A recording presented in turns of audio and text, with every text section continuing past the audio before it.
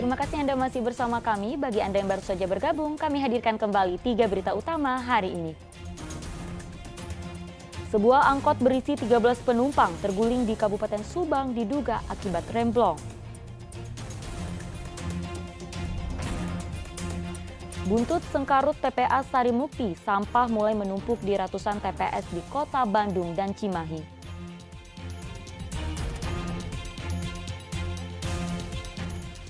Awasi aktivitas anak di media sosial karena predator anak mencari mangsanya melalui media sosial.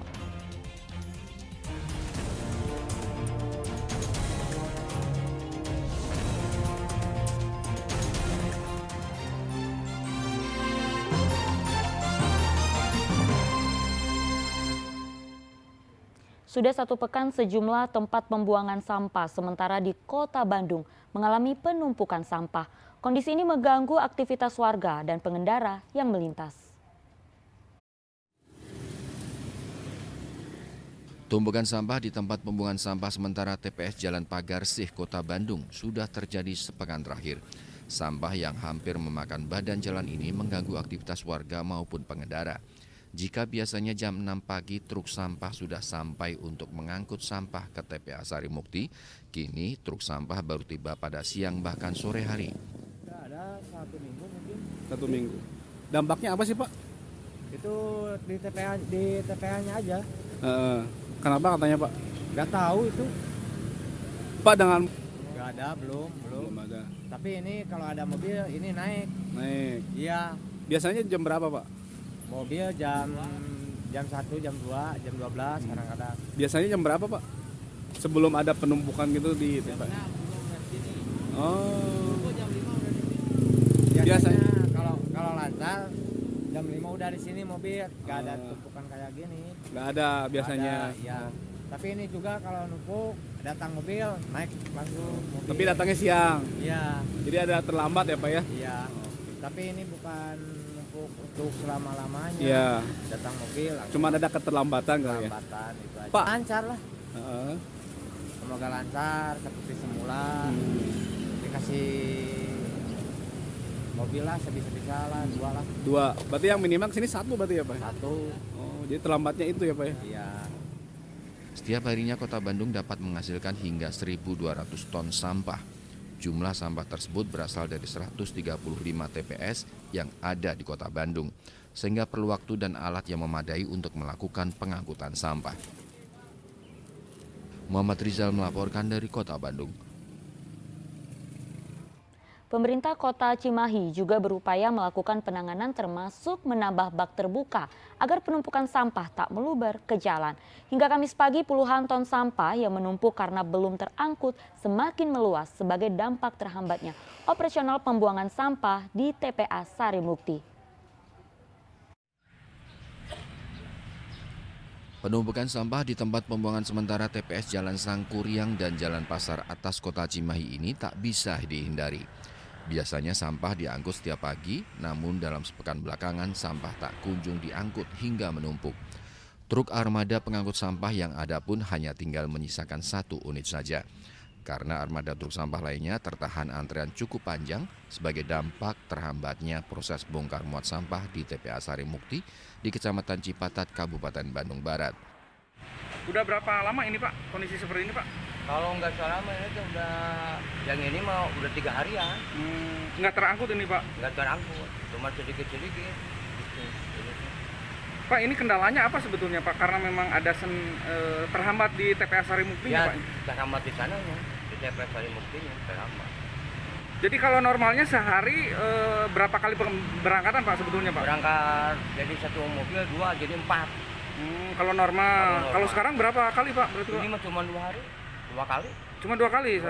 Sehari itu 2 kali. Otomatis nggak akan terangkut ini Pak ya? Ya cuma sedikit-sedikit mungkin ini.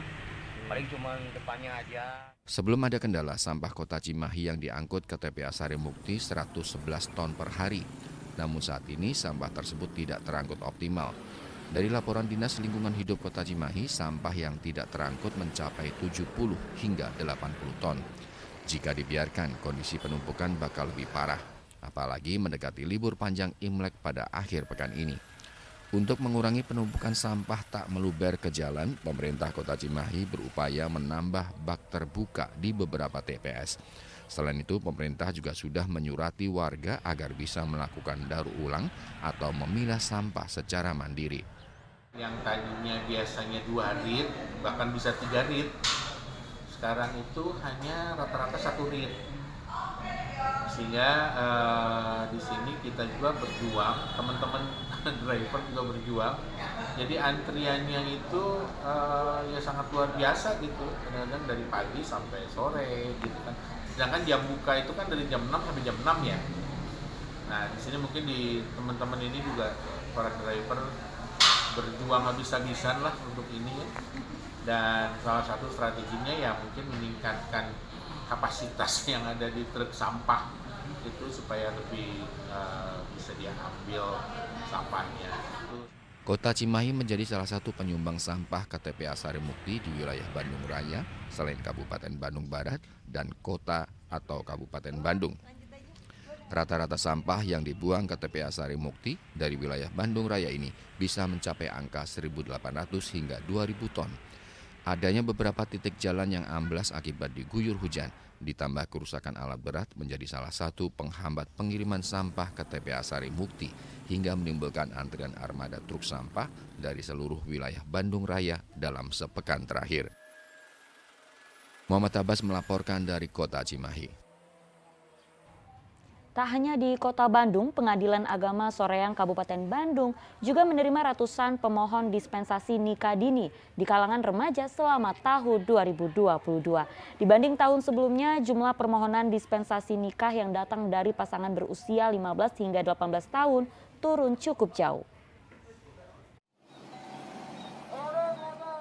Hampir setiap minggu, Pengadilan Agama kelas 1B Soreang Kabupaten Bandung mencatat permohonan dispensasi nikah dari kalangan pasangan remaja yang rata-rata berusia 15 hingga 18 tahun.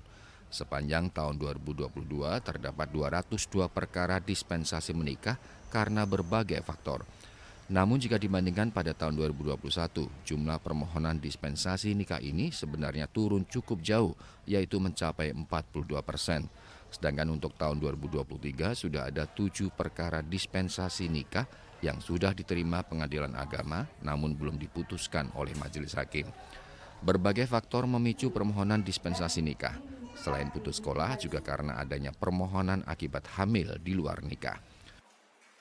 Yang masuk itu 202 untuk di tahun 2022. Dan ini ternyata setelah kami cek data itu turun 2021 itu 350. Jadi cukup signifikan. Cuman kami juga nggak punya kepentingan untuk menganalisa sebabnya apa ya.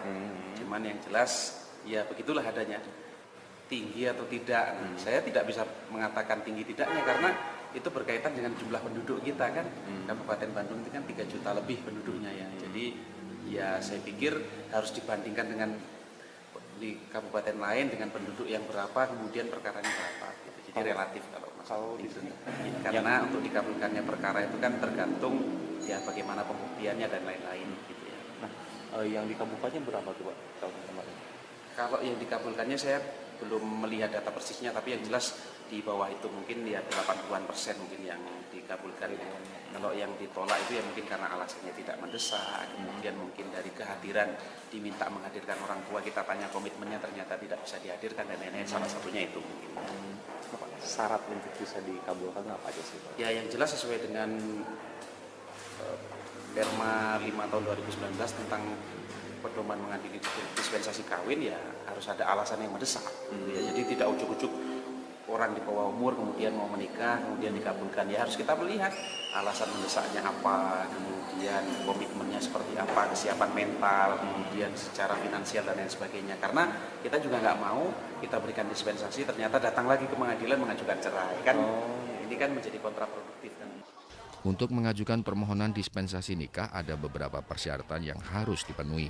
Antara lain wajib mengajukan bukti-bukti identitas orang tua seperti KTP, kartu keluarga, kemudian buku nikah hingga ijazah dan surat penolakan dari kantor urusan agama. Tidak semua permohonan dispensasi menikah disetujui karena ada beberapa tahapan yang harus dilalui. Dalam Undang-Undang Perkawinan Nomor 1 Tahun 1974 yang diubah menjadi Undang-Undang Nomor 16 Tahun 2019, usia menikah yang dibolehkan tadinya minimal 16 tahun, kemudian ditingkatkan menjadi minimal usia 19 tahun. Muhammad Abbas melaporkan dari Kabupaten Bandung. Ya, pasca kejadian pidato Bupati Ciamis yang marah karena merasa dipermalukan bawahannya dan telah ramai di media sosial, Bupati mengimbau agar kepala dinas atau pejabat daerah harus turun ke bawah dan tanggap terhadap kebutuhan masyarakat. Kemarin Bupati Ciamis kepada Kepala Dinas Pariwisata saat malam Grand Final Mojang Jajaka Ciamis karena Dinas Pariwisata tidak terlibat dan tidak memberikan kontribusi dana untuk hadiah di ajang tersebut berbuntut panjang. Sebagai Bupati, Herdiat Sunaria mengaku malu dan merasa dipermalukan oleh Kepala Dinas Pariwisata. Bupati kemudian memerintahkan agar seluruh kepala dinas tanggap akan kebutuhan masyarakat dan proaktif turun ke lapangan untuk melayani masyarakat. Kerjalah, intinya kita tidak ada satupun apalagi level kepala dinas yang duduk manis malah minta dilayani. Intinya kita yang harus melayani itu, melayani masyarakat, para kepala dinas beserta jajarannya. Itu kan sering saya sampaikan, kita bekerja layani masyarakat, bukan kita yang minta dilayani. Oke, siap. Setelah kejadian tersebut, Bupati telah memerintahkan Sekretaris Daerah Kabupaten Ciamis untuk mengevaluasi kinerja Kepala Dinas Pariwisata.